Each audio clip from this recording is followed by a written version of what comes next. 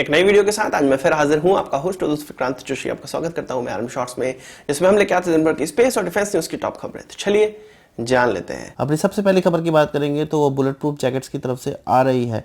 Parliament में हमारे रक्षा मंत्री ने एक क्वेश्चन के जवाब में यह बताया कि भारत में जो बुलेट प्रूफ जैकेट्स बनती हैं वो विदेशों में किन किन देशों, इनफैक्ट कितने देशों के पास एक्सपोर्ट होती हैं। तो इनकी संख्या 18 है। 18 ऐसे देश हैं जहां पर भारत की बनी हुई बुलेट प्रूफ जैकेटों का एक्सपोर्ट हो चुका है। और उन्होंने यह भी बताया कि इंडस्ट्रियल लाइसेंस जो जारी किया गया है वो 15 कंपनियों को दिया गया है और इन्हीं 15 कंपनियों के द्वारा जो एक्सपोर्ट है वो परफॉर्म किया जाता है।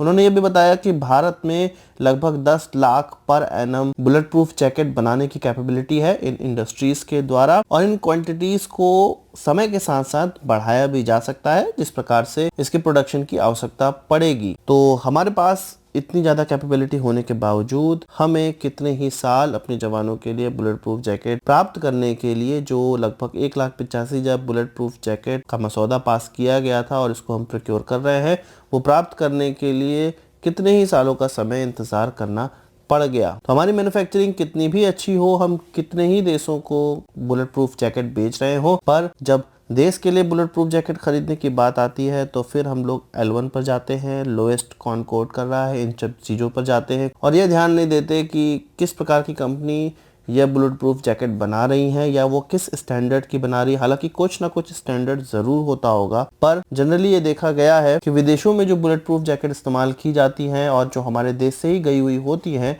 वो हमारे देश के मुकाबले ज़्यादा बेहतर होती हैं। वहीं बात करें HAL द्वारा मैन्युफैक्चर किए जाने वाले एयरक्राफ्ट तेजस की, हम जानते हैं कि इसका इंडियन एयरफोर्स को डिलीवरी की जा रही है तेजस MK1 की, और आगे आने वाले समय में इस एयरक्राफ्ट का ज़्यादा से ज़्यादा ऑर्डर मिलने वाला है HAL को। पर HAL अब इसके मार्केटिंग वाले वर्जन को, या आप कह सकते हैं एक्सपोर्ट वाले वर्जन को सामने रखने वाला है जिसको तेजक्स कहा जाएगा। इसकी खास बात यह होगी कि इसमें जो बाहर से खरीदा हुआ माल है, जैसे कि इसका रडार है, एवियोनिक्स है, इसके अलावा वेपन्स हैं, वो उस देश के हिसाब से लोकली चेंज किए जा सकने वाले होंगे जिस देश को यह एयरक्राफ्ट बेचा जाना होगा। जैसे कि जिन भी देशों को इजरायली रडार से प्रॉब्लम है या इसराइल को प्रॉब्लम है कि वो इस एयरक्राफ्ट में अपने रडार को उस देश को नहीं देना चाहता है, वह देश कोई दूसरे देश के रडार लेकर आए, उसकी असेंबली इस एयरक्राफ्ट के साथ करके उनको प्रोवाइड कर दी जाएगी। यदि किसी देश को ये प्रॉब्लम है कि उनको रशियन हथियारों का इस्तेमाल नहीं करना या उसको अच्छा नहीं मानते हैं, इसमें जो मिसाइलें लगने वाली हैं वो रशियन नहीं होनी चाहिए, तो वो अपने किसी दूसरे देश से या अपनी खुद की मैन्युफैक्चर की हुई मिसाइल लाए, उसका इंटीग्रेशन तेजस में कर दिया जाएगा। तो ये जो वेरिएंट होने वाला है उसको तेजक्स कहा जाएगा, जो कि एक्सपोर्ट वेरिएंट होने वाला है। हमने कल की खबर में ही यह सुना था कि HAL कुछ 4 देशों में अपने लॉजिस्टिक बेस बनाने वाला है, जो कि उसके हेलीकॉप्टर और तेजस एयरक्राफ्ट की मार्केटिंग करने के लिए होंगे। तो इस प्रकार के अब जब एक्सपोर्ट वाले वेरिएंट सामने आ रहे हैं तो ऐसा लग रहा है कि HAL और भारत तेजस को बाहर बेचने के लिए ज्यादा सीरियस हो चुका है। पर हमें यहाँ पर ध्यान देना होगा कि इंडियन एयरफोर्स की जो क्वांटिटी है, जो उनकी ऑर्डर क्वांटिटी है, उसको पूरा करना सबसे पहली प्राथमिकता HAL की होनी चाहिए। वहीं बात करें पाकिस्तानी F-16 की, तो वो आज क्रैश हो गया। असल में एक परेड की रिहर्सल हो रही थी जो कि पाकिस्तान में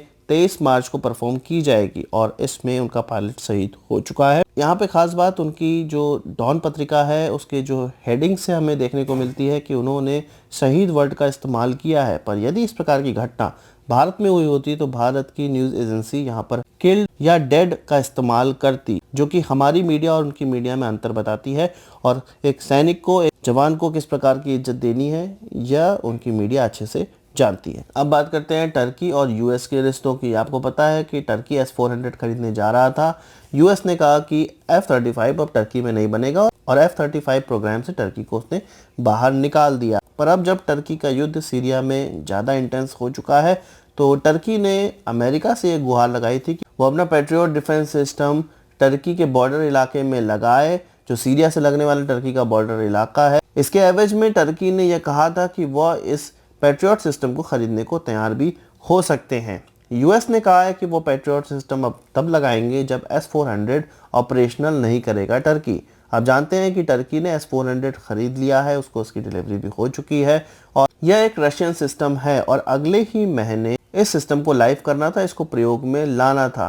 पर अब यहाँ पर पेच फंस गया है। यूएस कहता है कि हमारा पेट्रियट सिस्टम तभी लगेगा या इस पेट्रियट सिस्टम को तभी बेचा जाएगा जब S-400 का इस्तेमाल नहीं करेगा टर्की, और टर्की चाहता है कि S-400 और पेट्रियट सिस्टम दोनों ही उनकी सीमा के अंदर लगा हो। हमेशा ही टर्की के प्रेसिडेंट ने यह कहा है कि S-400 से पीछे वो नहीं हट सकते हैं, पर यहाँ पर वो कमजोर नजर आ रहे हैं। उन्होंने कहा है कि अब S-400 के ऑपरेशनल होने का निर्णय जल्द ही लिया जा सकता है, पर यह प्रॉमिस नहीं किया जा रहा है कि इसका इस्तेमाल होगा या नहीं होगा। ये किसी भी प्रकार का प्रॉमिस नहीं किया जा रहा है। कुछ टर्की के ऑफिशियल्स का यह कहना है कि F-35 प्रोग्राम में टर्की को दोबारा रखा जाए और पेट्रियट सिस्टम का जो ट्रांसफर ऑफ टेक्नोलॉजी है वो भी टर्की को की जाए, तब इस प्रकार के S-400 की जो खेप है उसका इस्तेमाल नहीं करने में टर्की सोच सकता है। आपको मैं बता दूं कि टर्की ऑलरेडी पहले ये पेट्रियट सिस्टम यूएस से लेना चाहता था, यूएस ने उसको मना कर दिया था। असल में इस पेट्रियट सिस्टम का जो टर्की नेगोशिएशन कर रहा था उसमें सबसे बड़ी शर्त यह थी कि ट्रांसफर ऑफ टेक्नोलॉजी हो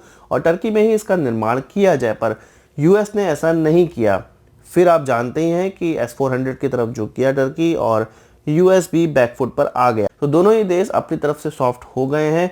यूएस तो पेट्रियट सिस्टम टर्की को देने को तैयार हो ही गया है, टर्की भी इसको लेने को तैयार हो गया है, पर एक दूसरे से जो नेगोशिएशन है वो अभी भी चालू है। देखना यह है कि जो ये S-400 सिस्टम है जो टर्की ऑलरेडी ले चुका है वो कब चालू होता है या नहीं होता है, और उसका टर्की और रशिया के रिश्तों में क्या अंतर पड़ता है। तो आज की इस वीडियो के लिए बस इतना ही। आशा करता हूँ आपको वीडियो पसंद आया होगा। आपको एक बड़ा थम्स अप जरूर देंगे इस वीडियो से। कोई सवाल सुझाव हो कमेंट बॉक्स में जरूर लाइएगा, और यदि आपने हमारा चैनल सब्सक्राइब नहीं किया उसे भी कर लीजिए, क्योंकि हम इस प्रकार की वीडियो लाते रहते हैं। नमस्कार, थैंक यू, जय हिंद।